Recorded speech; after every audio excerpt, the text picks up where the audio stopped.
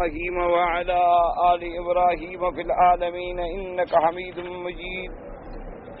قال الله تبارك وتعالى في كلامه المجيد: أعوذ بالله من الشيطان الرجيم. بسم الله الرحمن الرحيم.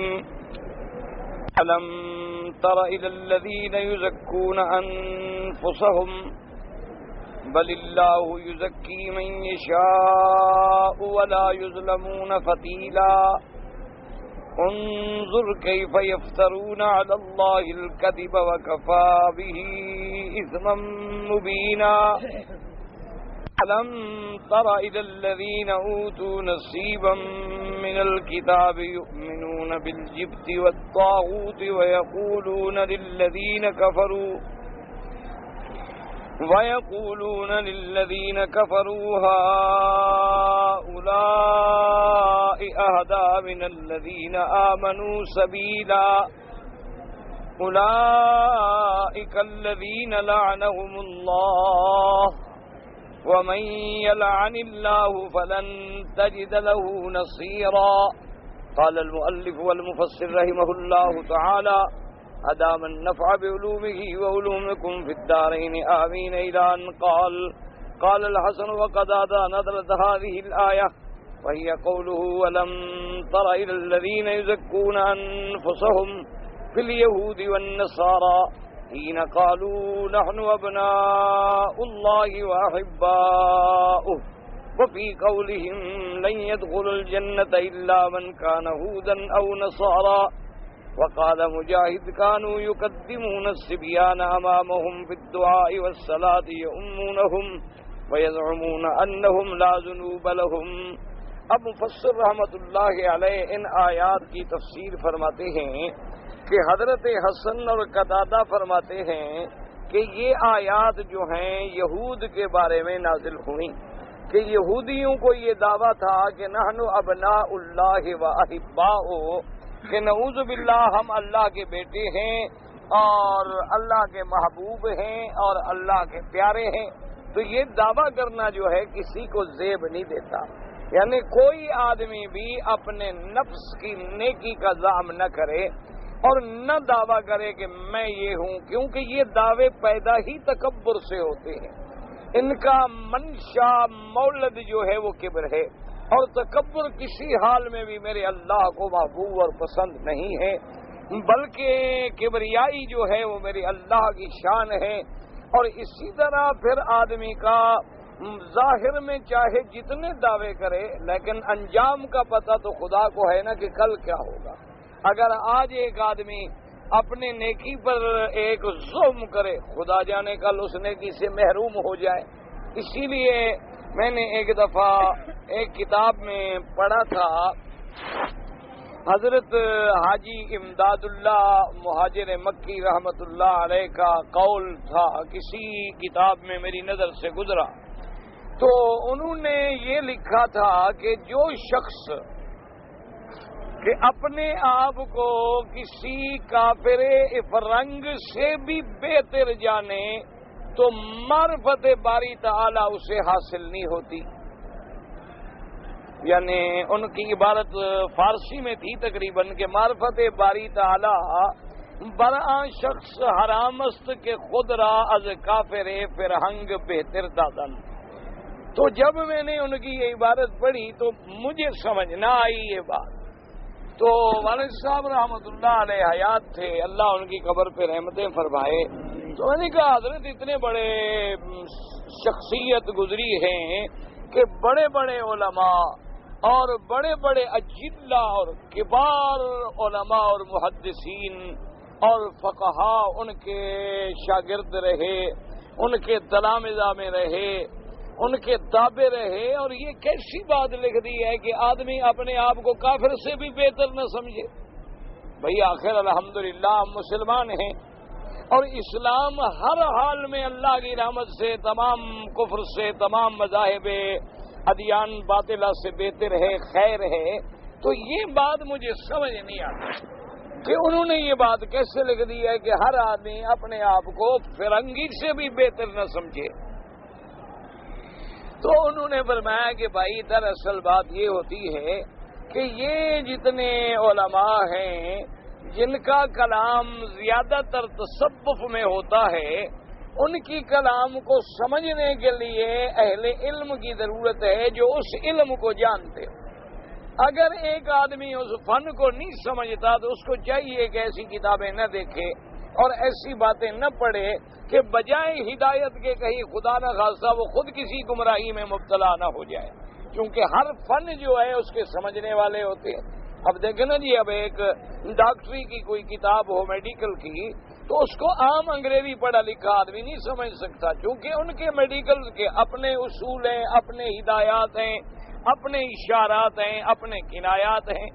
اسی طرح آپ دیکھ لیں کہ ایک آدمی صرف لغت عربی جانتا ہو لیکن وہ فقہی مسائل نہیں سمجھ سکتا، اس لیے کہ فقہ کے اپنے اصول ہیں، اپنے استنباطات کے طرق ہیں، ان کے سمجھنے کے لیے ان علماء کی ضرورت ہے جن کی فقہ پر نظر ہو۔ تو بہرحال میں نے کہا جی مجھے تو سمجھ نہیں ہے۔ انہوں نے کہا اچھا ایک موٹی بات میں تمہیں سمجھاؤں۔ انہوں نے کہا مجھے یہ بتاؤ کہ اللہ تبارک و تعالیٰ اس بات پہ قادر ہیں کہ وہ کسی مسلمان کو کافر کر دیں؟ میں نے کہا جی بالکل قادر ہیں، وہ جب چاہیں قلوب جو ہیں اللہ کے ہاتھ میں ہیں، انگلیوں میں ہیں، جدھر چاہیں پھیر دیں، وہ چاہیں تو ہدایت نصیب فرما دیں، وہ چاہیں تو ہدایت سے موڑ دیں۔ من یہدہ اللہ فلا مضل لہ ومن یضللہ فلا ہادی لہ، اور القلوب بین اصابع الرحمن یقلبها کیف یشاء ویصرفها کیف یشاء۔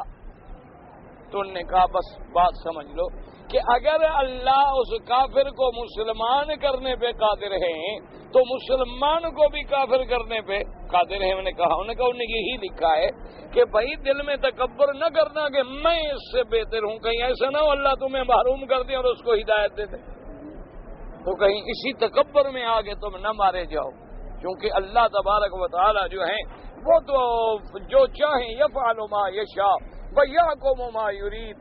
یہ تو ان کی شان ہے کہ ایک آدمی سامری ہے جس کی تربیت جبریل علیہ السلام نے کی ہے وہ کافر بن گیا، اور جس کی تربیت فرعون کے گھر میں ہو وہ موسیٰ اللہ کا نبی بن گیا۔ اور یہ تو اللہ کے ہاتھ میں ہے۔ ایک بچے کی تربیت جبریل کر رہے ہیں، فرشتہ کر رہا ہے، فرشتہ کھلا رہا ہے، فرشتہ پلا رہا ہے، غار میں حفاظت کر رہا ہے، اور بڑے ہو کے کفر کا سردار بن گئے۔ اور موسیٰ علیہ السلام بچپن میں کہاں تربیت ہوئی؟ فرعون کے گھر میں، دشمن کے گھر میں، کافر کے گھر میں، اور اس بدبخت کے گھر میں جو خود خدائی کا دعوے دار ہے، لیکن وہ اللہ کے نبی رسول کلیم اللہ کے مرتبے پہ پہنچے۔ تو اس لیے حکم ہے کہ کبھی اپنی بڑائی بیان نہ کرو کسی حال میں۔ اور دوسری بات یہ سمجھیں کہ بھی یہودیوں کا ایک دعویٰ تو ہے نا کہ عزیر علیہ السلام جو ہیں وہ اللہ کے بیٹے ہیں، جیسے قرآن میں قالت الیہود عزیر ابن اللہ وقالت النصارى المسیح ابن اللہ۔ یہودی کہتے ہیں کہ حضرت عزیر جو ہیں وہ اللہ کا بیٹا ہے، اور نصرانی کہتے ہیں حضرت عیسیٰ علیہ السلام جو ہیں وہ خدا کے بیٹے ہیں۔ اچھا پہلے تو یہ سمجھیں کہ عزیر علیہ السلام کو اللہ کا بیٹا کیوں کہا گیا؟ بات سمجھیں، قومیں گمراہ کب ہوتی ہیں؟ جب ان کے سامنے کوئی امر خر کے عادت آتا ہے نا، وہ گمراہوں میں مبتلا ہو جاتی ہیں، مگر وہ جن کو اللہ ہدایت۔ اب دیکھیں جن لوگوں نے یہ دیکھا کہ عیسیٰ علیہ السلام بغیر باپ کے پیدا ہوئے اور ابھی جھولے میں ہیں، دودھ پینے والے بچے ہیں، 3-4 روز کی عمر ہے، اور جناب قوم آ کے اعتراض کرتی ہے تو جھولے والا بچہ جواب دے رہا ہے کہ قال انی عبد اللہ آتانی الکتاب وجعلنی نبیا۔ تو جب انہوں نے یہ معجزہ دیکھا اور یہ عالم دیکھا تو نعوذ باللہ غلط عقیدے میں چلے گئے کہ ہاں بھائی یہ تو خدا کا بیٹا ہے۔ قومیں گمراہ کب ہوتی ہیں؟ جب ان کے سامنے ایک ایسا امر خارے کے عادت ظاہر ہوتا ہے نا، تو اب جن کو اللہ نے ہدایت دی ہے وہ کہتے ہیں بھی ٹھیک ہے یہ اللہ کی کمال قدرت ہے اور عیسیٰ علیہ السلام کا معجزہ ہے، ورنہ عیسیٰ علیہ السلام تو اللہ کے بندے ہیں، اللہ کے رسول ہیں، اور وہ تو پہلی تقریر میں یہی فرما رہے ہیں کہ انی عبد اللہ، میں اللہ کا بندہ ہوں، آتانی الکتاب وجعلنی نبیا۔ تو جو ہدایت اور جو بھٹکے انہوں نے کہا نہیں جی اور کوئی بچہ بغیر باپ کے پیدا نہیں ہوا. اور پھر جناب اور کسی بچے نے ایسی تقریر کی ہے کہ دودھ پینے والا بچہ اور تقریر کرے. لو یہ خدا کا بیٹا. اسی طرح یہودی کیوں مبتلا ہوئے؟ انہوں نے عزیر علیہ السلام کو کیوں خدا بنا بیٹھے، خدا کا بیٹا بنا بیٹھے؟ اس کی وجہ یہ تھی، یاد رکھیں کہ تورات کے حافظ جو ہیں دنیا میں صرف ایک حضرت موسیٰ علیہ السلام، حضرت ہارون علیہ السلام، حضرت یوشع ابن نون علیہ السلام اور حضرت عزیر علیہ السلام. یہ لوگ تھے جن کو تورات حفظ تھی، ورنہ تورات کا حافظ کوئی نہیں تھا دنیا میں، نہ آج کوئی ہے. دنیا میں اور کسی کی اللہ کی کوئی کتاب ایسی نہیں گزری کہ جس کی حفاظت اور حفظ ساری امت کے ذمہ لگا ہو. یہ صرف قرآن کی شان ہے کہ اللہ نے اپنے نبی، صحابہ، تابعین اور قیامت تک امت کے سینوں کو قرآن کے لیے ایک وعاء بنا دیا ہے کہ 8 سال کا بچہ ہے، 9 سال کا بچہ ہے، الف سے لے کر والناس تک قرآن یاد پڑھ رہا ہے. یہ شرف صرف ملا ہے تو امت محمد مصطفیٰ صلی اللہ علیہ وعلا آلہ واصحابہ وسلم تسلیما کثیرا کثیرا. لیکن پہلے زمانے میں جو اللہ کی کتابیں اتری ہیں وہ صرف نبیوں کو یاد ہوتی تھی اور کسی کو یاد نہیں ہوتی. بس کہیں کہیں یاد ہو گئی ورنہ یاد نہیں ہوتی. اب اتفاق یہ ہوا جی کہ تورات جو ہے وہ جل گئی. اب تورات ایک کامل مکمل کتاب تھی جو ایک ہی وقت میں اللہ نے اپنے پیغمبر حضرت موسیٰ علیہ السلام کو عطا فرمائی. اللہ کا قرآن اترا ہے 23 سال میں، لیکن تورات جو ملی ہے تو ایک ہی دفعہ ملی. اب جب تورات جل گئی، حضرت موسیٰ علیہ السلام کا زمانہ بھی گزر گیا.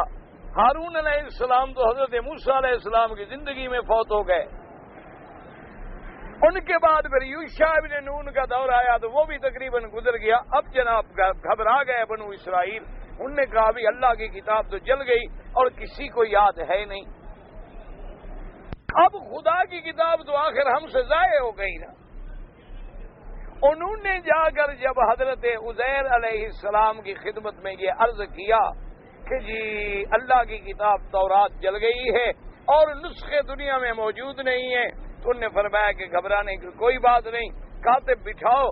تو کاتب بٹھا دیے گئے. انہوں نے الف سے لے کر یا تک ساری تورات جو تھی دوبارہ یاد لکھوا دی. اور جب پھر کتاب ملی تقابل کیا تو ایک حرف کی غلطی نہیں تھی. تو انہوں نے کہا بھی اتنی بڑی کتاب کو اتنی مدت کے بعد دوبارہ یاد لکھوا دینا، ہاں معلوم ہوتا ہے یہ عام بندہ نہیں، خدا کا بیٹا. یہودیوں نے اب جب یہ معجزہ دیکھا تو انہوں نے حضرت عزیر علیہ السلام کو خدا کا بیٹا قرار دے دیا. جیسے آج ہمارے جاہل جو ہیں جب ان کی نظر پڑتی ہے کہ حضور جب پیدا ہوئے تو ایک نور چمکا کہ او کسرا و کیسر کے محلوں کے کنگرے بھی نظر آ گئے، کنگرے گر گئے، انگلی اٹھائیں تو چاند آسمانوں پہ 2 ٹکڑے ہو جائے، تھوک ڈالیں تو کڑوے کنویں میٹھے ہو جائیں. یہ بھی دھوکے میں ان نے کہا لباس بشر کا ہے پر اندر خود خدا. سمجھ آ رہی ہے بات؟ قومیں اسی طرح گمراہ ہوتی. اسی طرح جب کسی ولی کی کسی بزرگ کی کرامت دیکھتے ہیں انہوں نے کہا سبحان اللہ جی میرے مرشد نے بادشاہ مرغا ذبح ہو گیا، گوشت کھا گئے، وہ مرغے والا رونے لگا تو مرشد نے کہا کم باذن اللہ کھڑے ہو جاؤ. مرغا زندہ کھڑا ہو کے اذان دینے لگا. سبحان اللہ. ظاہر میں پیر ہے، باطن میں خود اللہ ہے. یہاں سے دھوکے لگتے ہیں اور قومیں گمراہ ہوتی ہیں. اس لیے ہمیشہ یاد رکھا کریں ایسے نہیں قومیں گمراہ ہو جاتی. کیوں لوگ بلا وجہ گھر میں بیٹھے بیٹھے کہنا شروع کر دیں کہ عیسیٰ علیہ السلام خدا کا بیٹا ہے.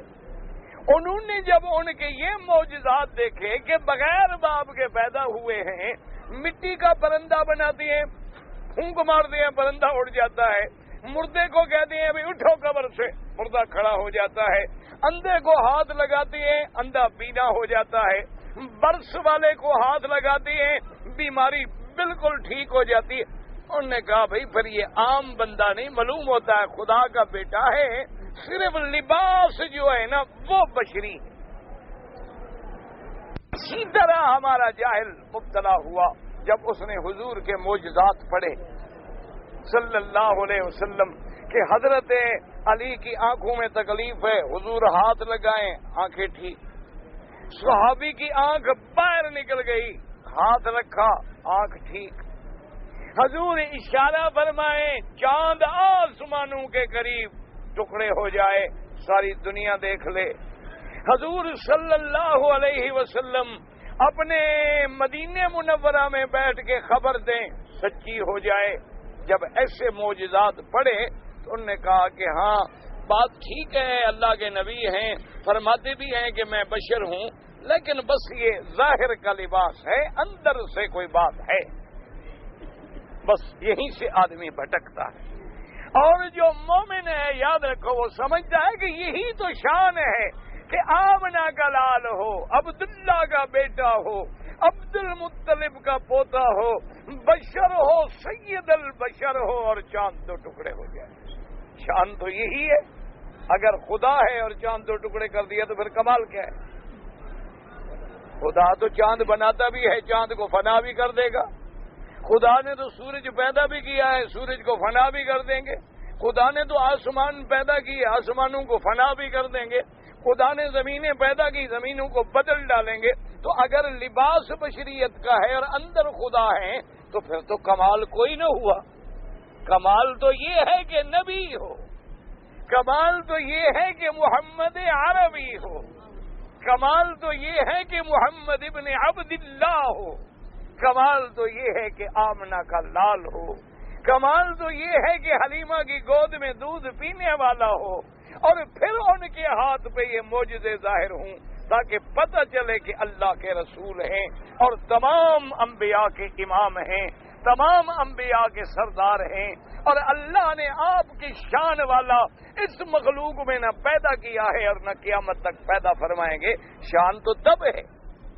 اسی طرح ایک ولی اور غیر ولی میں فرق تو یہی ہے کہ بھی اللہ کے ولی کے ہاتھ پہ کبھی کبھی اللہ چاہے تو اپنے کرامات کا اظہار کر دیتے ہیں, ان کے ساتھوں پہ ایسے کام ہو جاتے ہیں جو کسی دوسرے کے ہاتھ پہ ظاہر نہیں ہوتے ہیں. یہی تو کمال ہے. اور اگر وہ بھی اندر میں نعوذ باللہ خدا ہیں, وہ بھی نعوذ باللہ اندر میں خود آپ ہیں, تو پھر معجزے کا, کرامت کا, معراج کا, ہجرت کا, دین اسلام کا, حج کا, زکوٰۃ کا, پھر یہ تو سارا فسانہ ہو گیا. نعوذ باللہ پھر دین تو بچا ہی نا. دیکھو نا جی, اگر نبی اندر سے خدا ہے تو جو نمازیں پڑھ رہا ہے تو کس کی نماز پڑھ رہا ہے؟ اپنی نہیں. سمجھے مسئلہ بھائی. اگر نبی لباس ہے بشر کا لیکن ہے اللہ کے نور کا ٹکڑا, اللہ کا جز, اللہ کا ٹکڑا ہے. اب جب نماز پڑھ رہے ہیں تو خدا اپنی نماز خود بھی پڑھتا ہے. اچھا, اللہ میاں کو بھی حج کرنا پڑتا ہے, ماشاء اللہ. اچھا, اللہ میاں روزہ رکھتے ہیں, پھر افطار بھی فرماتے ہیں. تو سمجھیں خدا کے لیے اپنے عقیدوں کو ٹھیک کرو. محبت کا معنی یہ نہیں کہ اللہ کا دین بدل ڈالو. محبت کا معنی یہ نہیں ہے کہ قرآن و حدیث کے احکام کو توڑ ڈالو. محبت کا معنی یہ نہیں ہے کہ آدمی بیوی کو ماں سمجھ لے اور بیٹی کو بہن سمجھ لے اور بہن کو بیٹی سمجھ لے. نہ, اگر فرق کے مراتب نہ کنی زندیقی, اگر فرق کے مراتب نہیں کرو گے تو پھر زندیق بن جاؤ گے. خدا خدا ہے, انبیاء انبیاء ہیں, اولیاء اولیاء ہیں. اللہ نے سب کا مرتبہ رکھا ہے, اس میں سے اگر مراتب کو توڑو گے تو پھر عقیدہ برباد. اللہ پاک آپ کو مجھے سب کو صحیح عقیدہ نصیب فرمائے. اب دیکھیں جی, انہوں نے کہا کہ عزیر اللہ کے بیٹے ہیں. اچھا بس اب دوسری بات سمجھیں کہ بعض یہود و نصارہ تو یہ کہتے تھے کہ حقیقتاً یہ اللہ کے بیٹے ہیں.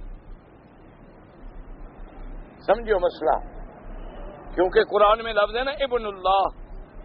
کہ عیسیٰ خدا کا بیٹا ہے. وہ کہتے تھے کہ بالکل حقیقتاً خدا کا بیٹا ہے اور بی بی مریم جو ہے نعوذ باللہ اللہ کی بیوی. اور دوسرے جو ان میں کچھ زیادہ عقل والے تھے وہ کہتے تھے نہیں بھائی نہیں توبہ توبہ توبہ توبہ توبہ اللہ معاف کرے. وہ کہتے خدا تو بیٹوں سے پاک ہے, خدا بیوی سے پاک ہے. تو جب بیٹا کیوں؟ انہوں نے کہا جی بیٹے کا معنی ہوتا ہے پیارا, کہ جب آدمی کسی کو پیار کرے نا تو کہتا ہے تم میرے بیٹے ہو. بہت زیادہ محبت کرے, کہتا ہے بھائی بس میں نے تو آپ کو بیٹا بنا لیا ہے, تم میرے بیٹے ہو, بس آج کے بعد تو مجھے یہ نہ کہنا کہ میں کوئی اور ہوں, نہیں بس تم میرے بیٹے ہو اور میرے بیٹوں کی طرح حقیقی بیٹے ہو بس. اور بات سنو, بالکل تم میرے متبنہ ہو. بعض یہ کہتے تھے کہ اللہ بیٹوں سے پاک ہے, لیکن عیسیٰ علیہ السلام کو اللہ نے اپنا بیٹا اس لیے بنا لیا ہے کہ اللہ کا پیارا ہے, اللہ کا پیارا, اس لیے سمجھیے مسئلہ. اب جب اللہ کا پیارا ہے تو اللہ کے اس پیارے بیٹے سے ہمارا بھی پیار ہے, تو ہم بھی اللہ کے بیٹے بن گئے نا, اس کے بیٹے کے ساتھی جو بن گئے. دیکھو نا, ایک آدمی کو ہم بیٹا بنائیں, دوسرا لڑکا اس کے ساتھ کھیلتا ہو تو وہ کہتا ہے بابا جان یہ میرا بالکل ساتھی ہے, ہم اکٹھے پڑھتے ہیں, اکٹھے کھیلنا. اچھا بیٹا تم بھی ہمارے بیٹے ہو. تو اس لیے کہتے تھے کہ نحن ابناء اللہ, ہم سب اللہ کے بیٹے ہیں. ورنہ سارے اللہ کے بیٹے کیسے بن گئے؟ عیسیٰ علیہ السلام بھی اللہ کا بیٹا, یہ سارے نصرانی بھی اللہ کے بیٹے, یہودی بھی اللہ کے. کہنے کا معنی یہ تھا, آگے تفسیر آ گئی کہ نحن ابناء اللہ واحباؤہ, کہ ہم اللہ کے بیٹے ہیں. کیا مانا؟ اس کے محبوب ہیں, اس کے پسندیدہ ہیں. جب اس کے محبوب سے ہمارا تعلق ہے, پیارے سے ہمارا تعلق ہے, اور وہ اللہ کا بیٹا ہے, تو گویا ہم بھی اللہ کے بیٹے ہیں. بس یہ کہتے تھے. لیکن یہ بھی جہالت ہے. اگر خدا نے کسی کو یہ شرف دیا ہوتا تو قرآن نے آدم کے بارے میں فرمایا کہ ہم نے کیا بنایا؟ خلیفہ. وَإِذْ قَالَ, سمجھو مسئلہ, اللہ کرے ایک آیت سمجھ آ جائے نا تو شکر کرو بھائی اپنے اللہ کی نعمت حاصل کر.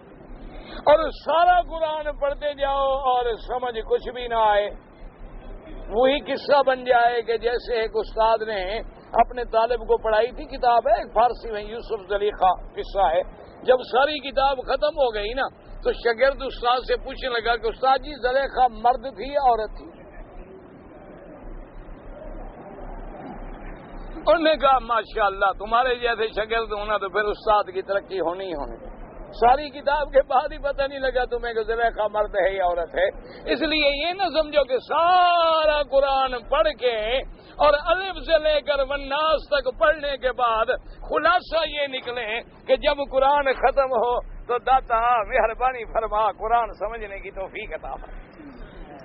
خلاصہ یہ نکلے تو پھر اس سے بڑا شرک کفر دنیا میں کوئی. سمجھو اللہ کے قرآن کو کہ نحن ابناء اللہ واحباؤہ. اب یہ دعویٰ کرنا کہ عیسیٰ خدا کا بیٹا ہے, یعنی اگر حقیقی سلبی بیٹا ہے تو یہ دعویٰ بھی غلط ہے, اس لیے کہ اس کی شان ہے لم یلد ولم یولد, نہ اس نے کسی کو جنا ہے نہ کسی سے جنا کیا ہے. اور پھر بیٹوں کی ضرورت تو اس کو ہے جو بوڑھا ہو جائے, کمزور ہو جائے, ضعیف ہو جائے, وہ بیٹوں کا محتاج ہوتا ہے. اور جس کی صفت ہی الحی القیوم, اور جس کی صفت ہے هو الاول والآخر, اس کو کسی بیٹے کی کیا ضرورت ہے. اور یاد رکھو اگر بیٹا ہو تو وہ مملوک نہیں ہوتا, اگر مملوک ہو تو وہ کبھی بیٹا نہیں ہوتا. کیا معنی سمجھیں؟ اگر ایک چیز تیرا ملک ہے, غلام ہے, تم نے خریدا ہے, تو خریدا ہوا کبھی بیٹا نہیں ہوتا, اور بیٹے کو کبھی خریدا نہیں جاتا. تو جب ساری کائنات اس کا ملک ہے, مملوک ہے, مخلوق ہے, پھر بیٹے کا کیا معنی؟ اس لیے سمجھے کہ اللہ بیٹوں سے بھی پاک, اللہ تبارک و تعالی جو ہیں ماں باپ سے بھی پاک ہیں. وہ تو ایسی ذات ہے کہ هو الاول والآخر, اس لیے صحابہ نے پوچھا کہ میرا آقا انعامدار صلی اللہ علیہ وسلم، جب آسمان زمین بھی پیدا نہیں ہوئے تھے، جب پانی بھی پیدا نہیں ہوا تھا، جب کچھ پیدا نہیں تھا، تو اللہ تبارک و تعالیٰ کی ذات کہاں تھی؟ حضور نے فرمایا فی اما، یعنی وہ ذات اتنی بلند ہے، اس کی شان علو ہے کہ وہاں ہماری آنکھیں اندھی ہیں، ہم کچھ نہیں بتا سکتے، چونکہ اول بھی وہ ہیں اور آخر بھی وہ ہیں۔ الذی لیس قبلہ شیء ولیس بعدہ شیء ولیس فوقہ شیء، وہ ذات ہے جس سے پہلے کچھ نہیں ہے اور جس کے بعد بھی کچھ نہیں ہے اور جس سے اعلیٰ بھی کچھ نہیں ہے، وہ سب سے اعلیٰ ہے، سب سے اوپر ہے، یہ اس کی صفت ہے۔ یاد رکھو، پھر اس کا بیٹا بھی نہیں ہے۔ باقی یہ دعویٰ کرنا کہ اللہ نے ان کو پیار میں بیٹا بنا لیا ہے، تو یاد رکھو اللہ نے آدم کو پیدا کیا تو فرمایا اذ قال ربک للملائکۃ انی جاعل فی الارض خلیفہ، کہ اے ملائکہ میں زمین میں خلیفہ بنا کے بھیجنا چاہتا ہوں۔ آدم کا لفظ لقب خلیفہ بھی آیا، آدم کا لقب آدم بھی آیا، آدم کا لقب نبی بھی آیا۔ اللہ نے نوح علیہ السلام کو بھیجا تو نوح علیہ السلام نے کیا کہا کہ مجھے اللہ نے رسول بنا کے بھیجا ہے۔ اسی طرح 1,24,000 پیغمبر آئے، اللہ نے کیا فرمایا وما جعلنا من قبلک الا وما ارسلنا من قبلک الا رجالا نوحی الیہم، اللہ نے فرمایا آپ سے پہلے بھی ہم نے نبی بھیجے ہیں، سب انسان بھیجے ہیں۔ تو جب اللہ نے خلیفے کا لقب دیا، نبی کا دیا، رسول کا دیا، تو پورے قرآن میں، تورات میں، انجیل میں، زبور میں، کسی کتاب میں کہتے بیٹے کا لقب بھی چلو کسی کو دے دیتے۔ بھئی تم جو دعویٰ کر رہے ہو کہ خدا کا بیٹا ہے، خدا نے جن کو رسول بنایا فرمایا ہے کہ میں نے ان کو رسول بنایا ہے، جن کو نبی بنایا فرمایا ان کو میں نے نبی بنایا ہے، جن کو ملک بنایا فرمایا ان کو میں نے فرشتہ بنایا ہے، جن کو جبریل بنایا، میکائیل بنایا، اسرافیل بنایا، اللہ نے واضح فرما دیا ہے۔ تو تم بھی ہمیں بتلاؤ کہ خدا نے کسی اپنی کتاب میں یہ فرمایا ہو کہ یہ میرا بیٹا ہے۔ سمجھ آ رہی ہے بات؟ اچھا، اور ایک بات یاد رکھو، اور اگر اس قسم کے شان والے معجزات والے بیٹے ہیں تو پھر 1,24,000 نبی سب اللہ کا پیارا ہے، پھر ایک کو بیٹا کیوں کہو، باقی کو کیوں نہیں کہتے ہو بھائی؟ خدا کی شان دیکھو، اللہ نے پر میرے اللہ تیرے علم پہ قربان، تیری قدرت پہ قربان، تیری شان پہ قربان۔ اللہ نے فرمایا میں نے تو اپنے نبی کی ختم نبوت کا اعزاز قائم رکھنے کے لیے اپنے نبی کا بھی کوئی بیٹا زندہ نہیں رہنے دیا۔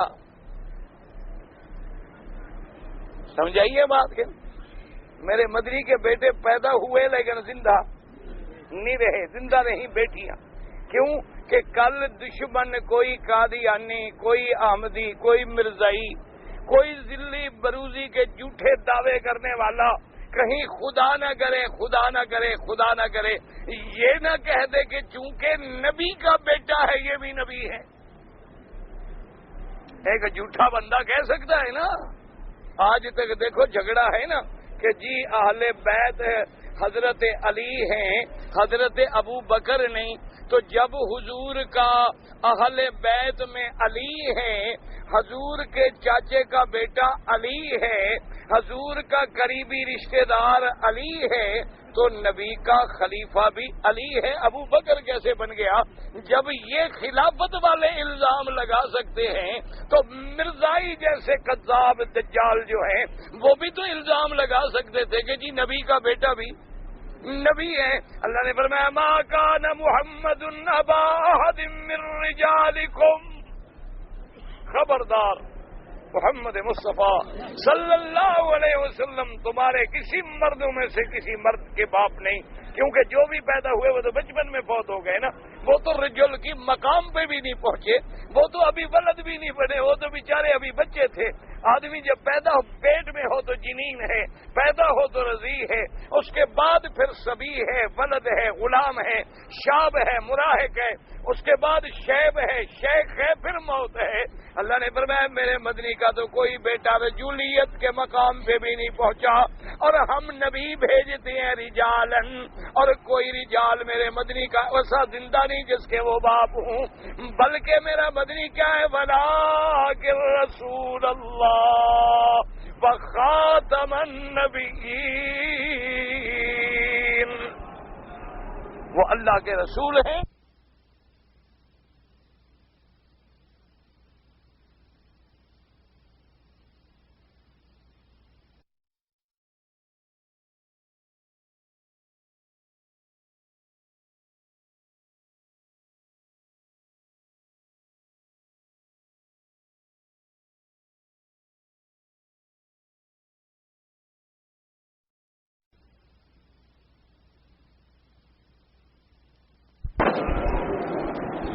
اور یاد رکھو خاتم النبیین، مرسلین بھی نہیں فرمایا، کیونکہ رسول خاص ہے، لفظ نبی عام ہے، اس لیے کوئی جاہل اگر اللہ، حالانکہ پہلے لفظ رسول اللہ تھا، ولکن رسول اللہ، آگے فرماتے وخاتم المرسلین، لیکن فرمایا نانا وخاتم النبیین، کہ کوئی کذاب، کوئی دجال یہ دعویٰ نہ کرے کہ حضور پہ رسالت تو ختم ہے لیکن نبوت ختم نہیں۔ اللہ نے فرمایا نانا رسالت بھی ختم، نبوت بھی ختم۔ اس لیے سارے تو جب اللہ اپنے نبی کی نبوت کی حفاظت اتنی فرما رہے ہیں تو وہ کسی کو کیسے کہہ دیں کہ بیٹا ہے؟ اس لیے ہمیشہ یاد رکھیں کہ بھئی تم جو کہتے ہو کہ بھئی چلو جی پیار میں بیٹے ہیں، تو پیار میں پھر حضرت عیسیٰ تو پیارے ہوں، حضرت موسیٰ علیہ السلام کیوں پیارے نہ ہوں؟ حضرت ہارون کیوں پیارے نہ ہوں؟ حضرت ابراہیم الخلیل کیوں پیارے نہ ہوں جن کو لقب ملے خلیل اللہ کا؟ پھر ان کو تو کہیں کسی کتاب میں بھی لفظ ہے، چلو ظاہری محبت میں بھی اللہ نے رحمت سے کہہ دیا ہو۔ اللہ پاک نے اپنی شان رحمت میں اپنے نبی کے بارے میں یہ تو فرما دیا خاتم النبیین، یہ بھی فرما دیا رحمت للعالمین، یہ بھی فرما دیا انک لعلی خلق عظیم، یہ بھی فرما دیا رؤوف الرحیم، یہ بھی فرما دیا المزمل، یہ بھی فرما دیا المدثر، یہ بھی فرما دیا مدنی مجھے تیری عمر کی قسم ہے، تیری زندگی حیات کی قسم ہے، لیکن کسی جگہ بیٹے کا لفظ تو تم نے کیسے بنا لیا کہ خدا کے بیٹے ہیں؟ اس لیے یاد رکھو تو یہ بھی ان کا دعویٰ جو ہے جھوٹا ہے کہ کبھی تو کہتے تھے کہ صرف عزیر اللہ کا بیٹا ہے، اب کہنے لگے کہ ہم بھی خدا کے بیٹے۔ اچھا بھی تم خدا کے بیٹے کیوں؟ انہوں نے کہا جی بیٹے سے جو دوستی ہے، ہمارا بیٹے سے جو تعلق ہے، تو بیٹا جب اللہ سے کہے گا کہ اللہ میاں یہ تو میرے ساتھی ہیں، میرے کلاس فیلو ہیں، ہم اکٹھے پڑھتے ہیں، ہم اکٹھے رہتے ہیں، اللہ کہا اچھا تم بھی بیٹے، گھر کا مسئلہ ہے نا۔ اس لیے انہوں نے بھی کہہ دیا کہ نحن ابناء اللہ و احباؤہ، تو اللہ نے فرمایا یہ دعوے کرنے جو ہیں یہ دعوے جھوٹے ہوتے ہیں، یہ تو بہت بڑا دعویٰ ہے۔ اسلام تو یہ کہتا ہے ایسا نام بھی نہ رکھو جس سے تکبر پیدا ہوتا، جیسے کہ بی بی زینب فرماتی ہیں، انشاءاللہ حدیث آئے گی آپ پڑھیں گے، بی بی زینب فرماتی ہیں کہ حضور پاک نے سب سے پہلے میرا نام پوچھا تو میرا نام تھا برہ، برہ مانا صالحہ نیک عورت، تو میں نے بتلایا یا رسول اللہ میرا نام برہ ہے، آپ نے فرمایا نہیں لا تزکوا انفسکم، اپنی بڑائی اپنی پاکی نہ بیان کیا کرو، بدل دو نام، تو حضور نے میرا نام پھر زینب رکھا کہ ایسا نام بھی نہ رکھو جیسے ہمارے ہاں ہوتے ہیں نا ماشاءاللہ روشن دین، چراغ دین، محکم دین، اماد الدین، نماز نہیں ویسے ہیں روشن دین، سبحان، جیسے کسی اندھے کا نام رکھ دو روشن چراغ، تو ہنسنے والی بات ہی ہوگی اور کیا ہوگا۔ ایسے آپ لوگ لڑکیوں کے نام رکھتے ہیں ذی شان، ثمر بہشت، اللہ کو پتا ثمر جہنم ہے، بہشت ہے کیا بلا ہے؟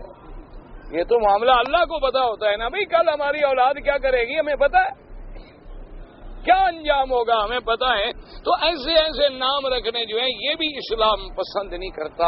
ایسے نام رکھیں جس میں تکبر نہ جھلکے، ایسے نام رکھیں جس میں بڑائی نہ نکلے، بلکہ جس میں تواضع ہو، جس میں انکسار ہو، جس میں ابدیت کا اظہار ہو، جس میں بندگی جھلکے۔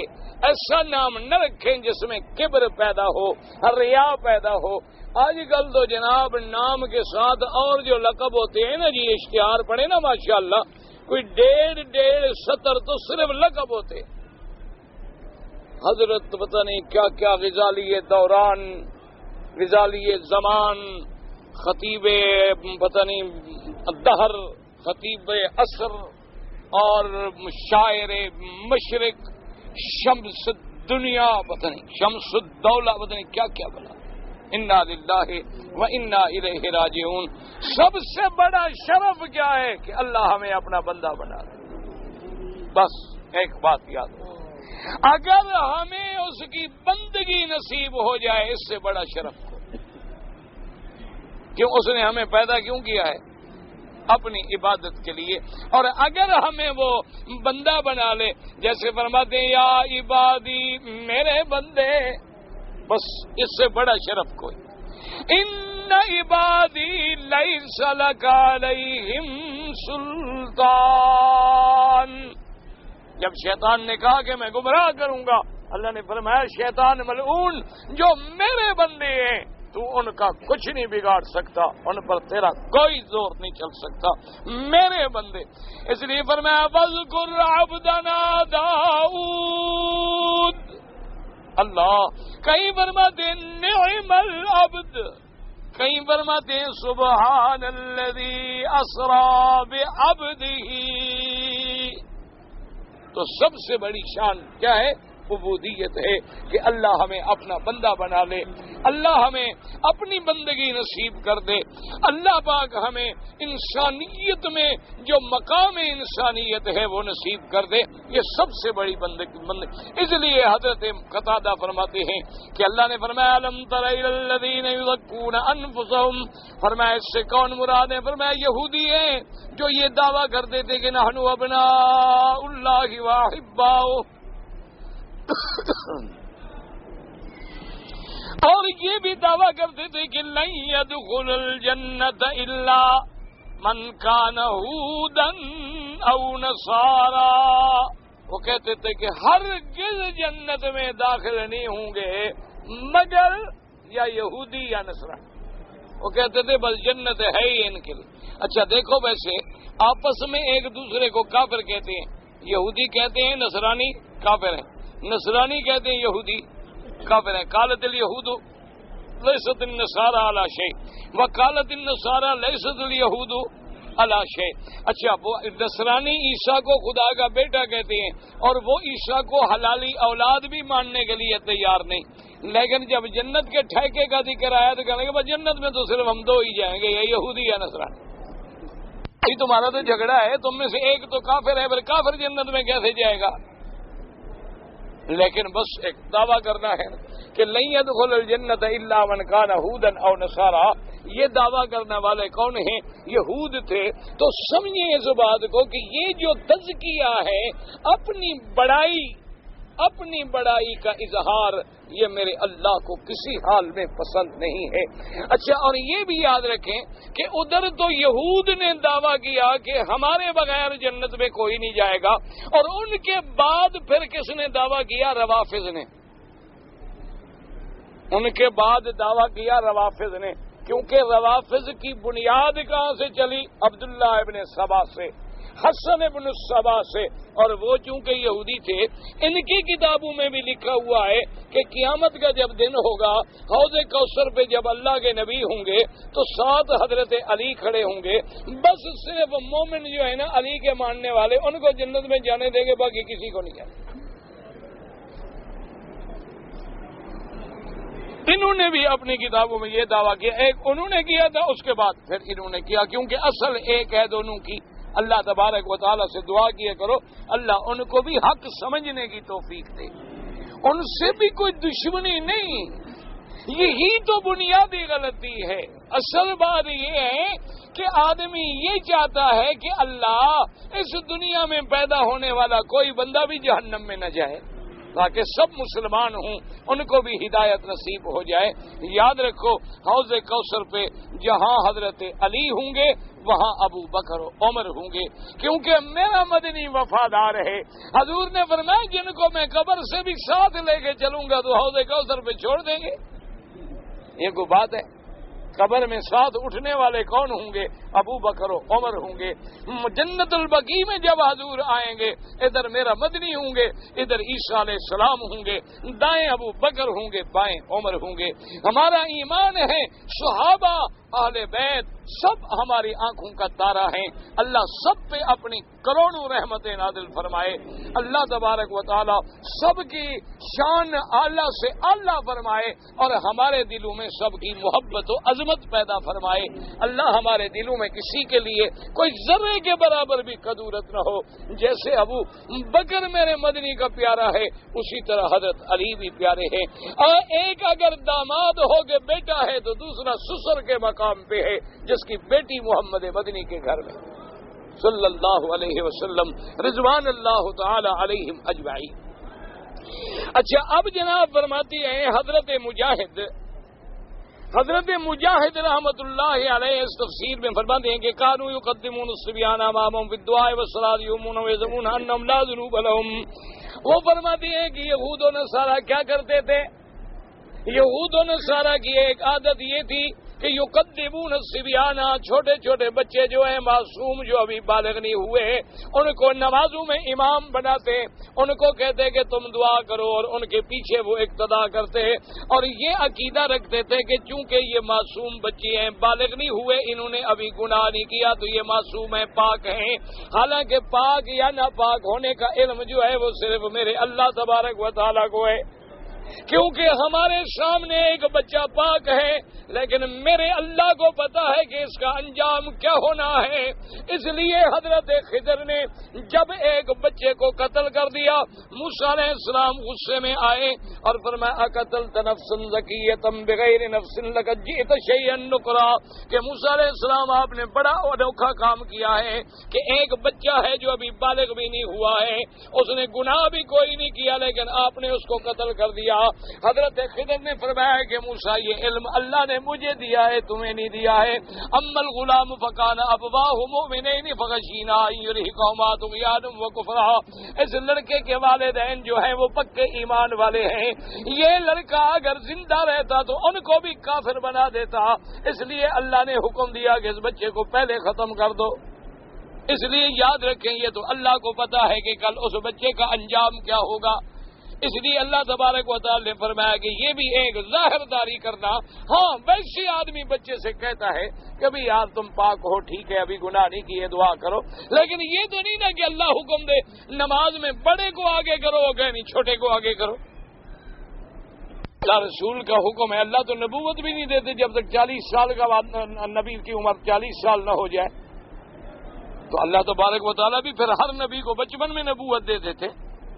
اللہ تبارک و تعالیٰ بھی جب بلغ اشدہ وبلغ 40 سنۃ، جب 40 سال میں کمال تمام کو پہنچتی ہیں پھر نبوت عطا فرماتی ہیں، تو یہ بھی دراصل ان کی ایک ظاہر داری تھی جس پہ اللہ پاک نے تنبیہ فرمائی۔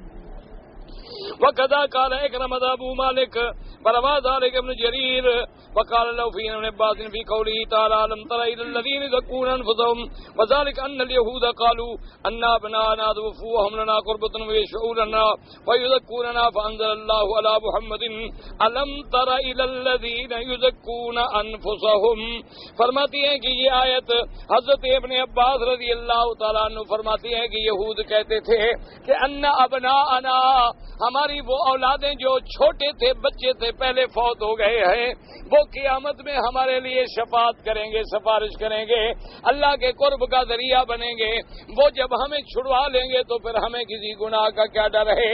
اللہ نے فرمایا خبردار تم اس بڑائی کا اظہار نہ کرو، لیکن یاد رکھو یہ حدیث میں ہے اگر کسی آدمی کا بچہ مر جائے یا بیٹی بیٹا مر جائے وہ صبر کرے تو قیامت والے دن اس بچے کو اللہ اس کے لیے شفاعت کا حق دیں گے. اسی لیے آپ نے دیکھا ہے نا جنازے کی دعا میں بھی یہ لفظ آتے ہیں فَاجْعَلْهُ لَنَا شَافِعًا وَمُشَفَّعًا کہ اللہ قیامت میں ہمارے لیے اس کو سفارش کرنے والا بنانا اور اس کی سفارش قبول کرنا. لیکن سفارش یا شفاعت کس کے حق میں ہوگی؟ مومن کے حق میں، موحد کے حق میں، مشرک کافر کے حق میں شفاعت. سمجھے مسئلہ، شفاعت ہوگی، ایمان ہے ہمارا، شفاعت ہوگی. لیکن اللہ پاک نے فرما دیا یوم یقوم الروح والملائکۃ صفا صفا لا يتكلمون الا من اذن له الرحمن وقال صوابا. اللہ نے فرمایا جب جبریل بھی ہوں گے، فرشتے بھی ہوں گے، صفے باندھ کے میرے دربار میں کھڑے ہوں گے، لیکن وہ نہیں بولیں گے جب تک میرا اذن نہ ہو، اور بولیں گے بھی وہ بات جو بات ٹھیک ہو. لیکن جو کفر پہ مر جائے ما لهم من شفیع ولا حمیم، کافر کے لیے نہ کوئی دوست ہوگا، نہ کوئی سفارشی ہوگا، نہ کوئی شفاعت ہوگی. تو یہ دعویٰ کرنا کہ ہم تو یہودی ہیں لیکن ہمارے بچے سفارش کریں گے، بچے تو تب سفارش کریں جب تم ایمان پہ مرو، جب تم کفر پہ مر جاؤ تو بچے کیا شفاعت کریں گے تمہاری. اس لیے اللہ تبارک و تعالی نے یہ آیت ان کے رد میں نازل فرمائی. اور اس کے بعد جناب فرماتے ہیں مفسر رحمۃ اللہ علیہ اسی طرح ایک دوسرا قول مبارک بھی ہے کہ رواہ وقال ابن ابی حاتم حدثنا ابی قال حدثنا محمد بن مصطفى قال حدثنا ابن عمان بن حیاتان بشر ابن ابی امرتان اکرامتان ابن عباس قال قال اليهود يقدمون الصبيان يصلون بهم ويقربون قربانهم ويذمون انهم لا خطايا لهم ولا ذنوب وكذبوا قال الله اني لا اترضى من باخر لا ذنب له. اب یہودی کیا کرتے تھے کہ اپنے بچوں کو آگے کرتے، اپنے بچوں کے ذریعے خیرات کرتے کہ یہ قبول ہوگی، اس لیے کہ ان کا کوئی گناہ نہیں. اللہ نے قرآن نازل فرما دیا کہ میرے نبی صلی اللہ علیہ وسلم سمجھا دیں یہ کبھی نہیں ہوتا کہ ایک بغیر گناہ والا کسی گناہ والے کے لیے کہے تو میں معاف کر دوں. یہ کوئی مسئلہ نہیں، یہ کوئی مسئلہ نہیں. ایک چھوٹا بچہ پھر تو ہر آدمی اپنے بچے کو کہہ دے ماشاءاللہ جی دعا کرو ہمارے سارے گناہ ہی گئے. ٹھیک مان لو، اللہ فرمائے یہ تو کوئی مسئلہ نہیں، یہ میری مرضی ہے میں قبول کروں یا قبول نہ کروں. یہ کیسا دعویٰ ہے کہ چونکہ یہ بچے بغیر گناہ کے ہیں تو ان کی ہر حال میں قبول ہوگی؟ نہیں، یہ کوئی فیصلہ نہیں. اور یہ بھی میرا عدل کے خلاف ہے کہ لا تزر وازرۃ وزر اخری کہ باپ کے گناہ میں بیٹے کو پکڑ لوں یا بیٹے کے گناہ میں باپ کو پکڑ لوں یا بیٹے کی وجہ. ہاں شرط یہ ہے اگر موت ایمان پہ آ گئی تو پھر میں بچوں کی سفارش بھی قبول کروں گا اور والدین کی سفارش بھی قبول کروں گا. کیونکہ صحیح حدیث میں آتا ہے کہ جب ایک بندہ جنت میں پہنچے گا، جنت میں جانے کے بعد وہ سوال کرے گا کہ اللہ میرے اولاد مجھے نظر نہیں آ رہی، تو اللہ حکم فرمائیں گے کہ میرے بندے شکر کرو تمہاری اولاد بھی جنت میں ہے لیکن تیرا درجہ بہت اونچا ہے، ان کا درجہ نیچے ہے. شکر کرو ہیں وہ بھی جنت میں لیکن وہ تیرے درجے کو نہیں پہنچ سکے، تیرے عمل زیادہ تھے ان کے عمل تھوڑے ہیں. وہ کہے گا اللہ میاں میں جو بھی دنیا میں عمل کرتا تھا صرف اپنے لیے تو نہیں کرتا تھا، میں اولاد کے لیے بھی تو کرتا تھا، ان کے لیے بھی تو میں دعائیں کیا کرتا. اور پھر تیرا تو وعدہ ہے کہ جنت میں ہم نہیں، غم نہیں، تکلیف نہیں، پریشانی نہیں، اور میں بچوں کے بغیر رہوں. میرا مولا اللہ فرمایا اچھا ان کے بچوں کو بھی اوپر بھیج. تو اب والدین کی سفارش بھی کام آئے گی لیکن شرط یہ ہے کہ ایمان پہ موت آئے. قرآن کہتے ہیں الحقنا بہم ذریاتہم، ہم ان کی اولادوں کو والدین کے پاس پہنچا دیں گے. وما التناہم من عملہم من شیء، کیا مانا یعنی ہم ایسا بھی نہیں کریں گے کہ والدین کے عمل کم کر کے ہم دونوں کو برابر کر دیں. بھئی والدین کے عمل تھے نا زیادہ، بیٹوں کے تھے کم، اللہ کرے جو ان کے بھی گھٹا دو ذرا، ان کو نیچے کرو، ان کو ذرا اوپر کرنا، فرمایا ان نیچے والوں کو ہم ان کے کہنے پر اوپر کر دیں. اچھا، اور اسی طرح یاد رکھو کہ قیامت والے دن اولاد بھی والدین کی شفاعت کرے گی۔ صحیح حدیثوں میں آتا ہے کہ میدان حشر کی گرمی ہوگی، لوگ پسینے میں ڈوبے کھڑے ہوں گے، کوئی گھٹنوں تک، کوئی کندھوں تک، کوئی گردن تک ڈوبا ہوا ہوگا، لوگ عطش کی پکار ہوگی، پیاس کی۔ چھوٹے چھوٹے بچے جو ہیں وہ جنت کے پانی خمروں میں لے کے دوڑ رہے ہوں گے، اور راستے میں کوئی ان کو روکے گا، کہے گا بیٹا مجھے تو روکے گا، نہیں ہم تو اپنے ماں باپ کو ڈھونڈ رہے ہیں، ہم اپنے ماں باپ کو پلائیں گے۔ وہ آ کر چھوٹے بچے اپنے ماں باپ کو پلائیں گے، اور وہ پانی ایسا ہوگا کہ ان کے بعد ان کو پھر کبھی پیاس بھی نہیں لگے گی۔ تو اللہ تبارک و تعالیٰ چھوٹے بچوں کی بھی بات قبول فرمائیں گے۔ اور اسی طرح جیسے اللہ پاک حکم دیں گے حافظ قرآن لڑکا ہے یا لڑکی ہے، اللہ فرمائیں گے حافظ قرآن آج تم اپنے خاندان کے 10 آدمی جن کو جہنم کا پروانہ مل چکا ہے، جن کی سفارش کرنا چاہو تیرے حکم پہ وہ جنت میں بھیج۔ تو یاد رکھو، لیکن یہ سب کب ہوں گی؟ جب دونوں کی موت ایمان پہ آئے۔ اگر ایک کافر ہے اور دوسرا مومن تو پھر کوئی فائدہ نہیں ہوگا، یاد رکھو۔ یعنی اگر بیٹا کافر ہے اور باپ مومن ہے کوئی فائدہ، باپ کافر ہے اور بیٹا مومن ہے پھر بھی کوئی فائدہ نہیں ہوگا۔ شفاعت ہوگی لیکن ایمان والوں کی، توحید والوں کی، عقیدہ حق والوں کی، کسی کافر اور مشرک یہودی نصاریہ کی نہیں ہوگی۔ اس کے بعد جناب فرماتے ہیں وانزل اللہ تعالی علم تر الی الذین یزکون انفسهم ثم قال الرحمن مجاہد وابی مالک والسدی وکرم وضحاک نحو ذلك وقال الزاق قالوا ليس لنا ذنوب كما ليس لابنائنا ذنوب فانزل الله تبارك وتعالى الم تر الى الذين يزكون انفسهم فيهم وقيل نزلت في ذم التمادح والتزكية۔ حضرت ضحاک فرماتے ہیں کہ یہودی نصارہ یہ دعویٰ کرتے تھے کہ لیس لنا ذنوب، ہمارا تو کوئی گناہ ہے نہیں، جیسے ہمارے معصوم بچوں کا کوئی گناہ نہیں۔ جب یہ ہمارے لیے بخشش کر دیا، دعا کر دی تو ہمارے گناہ بھی ختم ہو گئے۔ اسی لیے آج تک بھی نصارہ میں آج تک بھی ان کا یہ عقیدہ چلا آ رہا ہے کہ وہ گرجے میں ہفتے اتوار والا دن جو ہوتا ہے نا جی، تو وہ آتے ہیں اور پادری کے سامنے کھڑے ہو کر اپنے گناہوں کا اعتراف کرتے ہیں کہ پادری صاحب اس ہفتے میں نے یہ کام کیا ہے، تو اس کے بعد وہ ان کو بپتسمہ دیتا ہے، معافی دیتا ہے، چھٹکارا دیتا ہے، وہ سارے ہفتے کے گناہ جو ہیں وہ معاف کر دیتا ہے۔ لہذا ہفتے کا بجٹ صاف ہو گیا، اگلے ہفتے پھر گناہ بھی نئے، پھر پادری صاحب کی خدمت میں اتوار والے دن پہنچ جائیں گے۔ پھر آگے یہ عقائد ابھی تک بھی ان میں چلے جا رہے ہیں۔ جو بڑے عقل کے دعوے دار ہیں یہ ان کی سمجھ میں نہیں آیا کہ گناہ اس نے کیا، تم کیسے معافی دے رہے ہو، اور تمہارے پاس کون سا پروانہ ہے، اتھارٹی ہے معافی دینے کی؟ تم کوئی اللہ کے نمائندے ہو؟ اللہ تبارک و تعالی نے تمہیں نمائندہ بنا کے بھیجا ہے۔ تمہارے تو اپنے گناہ ایسے ہیں کہ شیطان شرما جائے۔ دیکھا نہیں اب کتنے پادریوں کے قصے، کتنے ان کے سکنڈل، کتنی ان کی کہانیاں اخباروں میں آتی ہیں۔ اللہ تبارک و تعالی معاف فرمائے، یعنی آدمی پڑھ کے شرما جاتا ہے۔ تو اس لیے کبھی ان کے یہ دعوے کرنا کہ ہم اللہ کے پیارے ہیں، اللہ کے محبوب ہیں، یہ سب دعوے غلط ہیں۔ اللہ تبارک و تعالی سے دعا کریں اللہ ہم سب کو صحیح عقیدہ نصیب فرمائے، اور دعا کریں اللہ ہر کلمے پڑھنے والے کو توحید پہ موت نصیب فرمائے، اللہ سب کو شرک سے اور بدعات سے نجات عطا فرمائے۔ کہتے ہیں جی کہ اگر کوئی بندہ مر جائے تو مرنے والے کے لیے اس کے جنازے سے پہلے اس کے لیے دعا کریں مغفرت کی، کوئی منع نہیں۔ یہ کہاں لکھا ہے کہ دعا بھی نہ کرو؟ جب بندہ مر گیا، تم نے سنا کہ مر گیا تو فوراً دعا کریں، ہر وقت دعا کریں، ہاتھ اٹھا کے کریں، ہاتھ اٹھا کے نہ کریں، بغیر ہاتھ اٹھائے کریں، دعا کرنا تو منع نہیں۔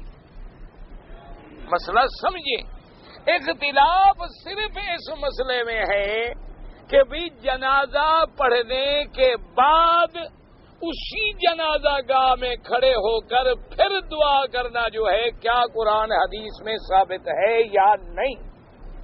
دعا سے تو کوئی منع نہیں کرتا، جنازہ کیا ہے، دعا ہی تو ہے۔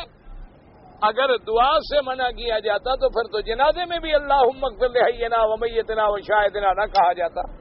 بات کو سمجھو، اب جیسے مثال کے طور پر آپ جب کھڑے ہوتے ہیں، آپ نماز شروع کرتے ہیں تو سبحانک اللہم و بحمدک و تبارک اسمک و تعالی جدک و لا الہ غیرک۔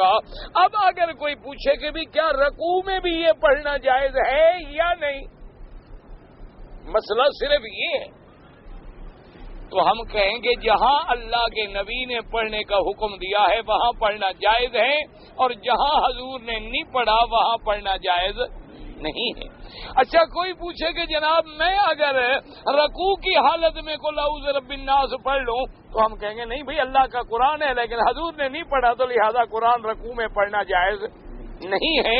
یہ مسئلہ ہے کہ چونکہ جنازے کے بعد میرے مدنی پاک نے پھر ہاتھ اٹھا کے دعا نہیں مانگی، صدیق عمر عثمان علی رضوان اللہ علیہم اجمعین آل بیت رسول پاک نبی نے بھی دعا نہیں مانگی، تو لہذا جو دعا مانگتے ہیں وہ بدعت ہے، اس کا سنت سے کوئی تعلق نہیں۔ باقی یہ تو نہیں کہ مرنے والے کے لیے دعا بھی نہ مانگو، جب چاہو دعا مانگو، سارا سال مانگو، جنازے سے پہلے مانگو، جنازے کے بعد مانگو، دفن کرنے سے پہلے مانگو، دفن کرنے کے بعد مانگو، دعا تو ہر وقت مانگو۔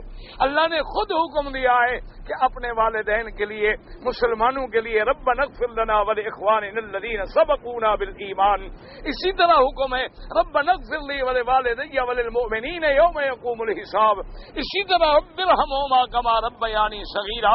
اللہ کا سارا قرآن بھرا ہوا ہے، لیکن بات کو سمجھا کرو، جو دعا جہاں حکم ہے وہاں مانگنا سنت ہے، اور جہاں میرے مدنی نے نہیں مانگی وہاں نہ مانگنا سنت ہے۔ خدا کے لیے یہ فرق سمجھو۔ لوگ لڑتے ہو دیکھو جی دعا کے مخالف ہیں، جی دیکھو جی دعا کے مخالف، خدا کے بندے دعا کا مخالف ہو تو جنازہ کیوں پڑھے؟ جنازہ کیا ہے؟ جنازہ دعا نہیں۔ اللہم اغفر لحینا ومیتنا وشاہدنا وغائبنا صغیرنا کبیرنا ذکرنا انسانا، یہ کیا ہے؟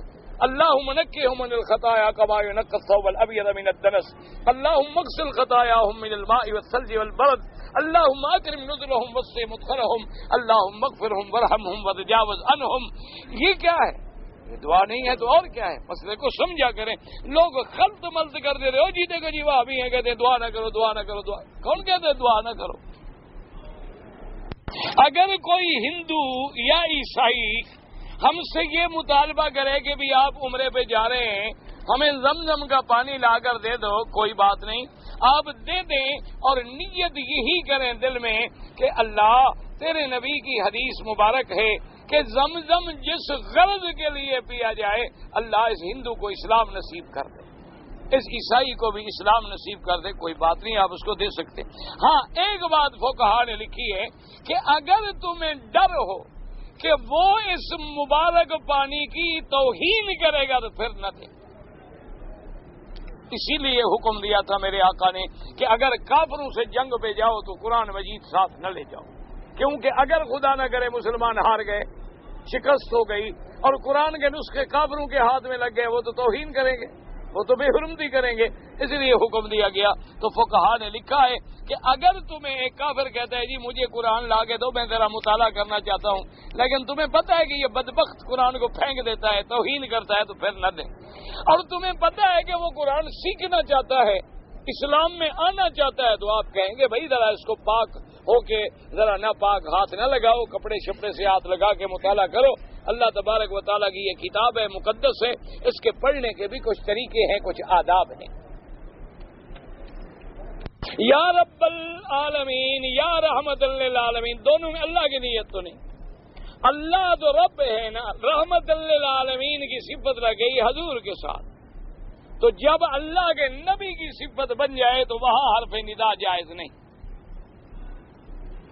ہاں اللہ رحمت فرمانے والے پھر ٹھیک ہے، اللہ نے ہی تو نبی کو رحمت بنا کے بھیجا ہے نا، اگر اس نیت سے کہے گا تو ٹھیک ہے۔ میں نے ایک آدمی کا کام کیا ہے اور وہ شخص تنخواہ نہیں دیتا، اگر میں شکایت کروں تو اس کے سارے کاروبار کو نقصان ہوگا، تو پھر صبر کرو، پھر مسئلے پوچھنے کی کیا ضرورت ہے؟ اگلا تو مگر تو تم نے دونوں خود لکھ دیے ہیں نا، اگر بھی خود لکھ دیا ہے مگر بھی خود لکھ دیا ہے، تو مولوی صاحب سے مسئلے پوچھنے کی ضرورت ہی نہیں۔ بہرحال تمہارا حق ہے، وہ نہیں دے گا تو قیامت میں دے گا، صبر کر سکتے ہو تو صبر کرو، فائدہ ہے قیامت میں، یہاں تو پیسے ملیں گے، وہاں نیکیاں ملیں گی. اس لیے ہمارے تو جو پیسے کھا جائے ہم کوشش کرتے ہیں ابھی دعویٰ واوا کیا کرنا ہے کہ ہمیں مزے کا ہمیں ضرورت ہوگی کام آئیں گے، بڑا فائدہ ہوگا. یہاں تو پھر بھی دلا پیسہ ملے گا نا، وہاں تو خالی دامن ہوں گے، کچھ نیکیاں مل جائیں گی. تو اگر صبر نہیں کر سکتے ہو تو پھر تمہیں فکر کیا ہے؟ پھر جا کے شکایت کرو.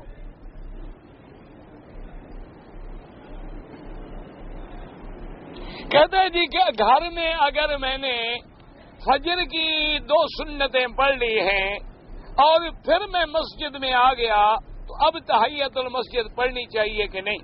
بھائی سنت یہ ہے کہ میرے مدنی سرکار صلی اللہ علیہ وسلم اپنے گھر میں ہوتے، حضرت بلال رضی اللہ تعالیٰ عنہ آ کے خبر کرتے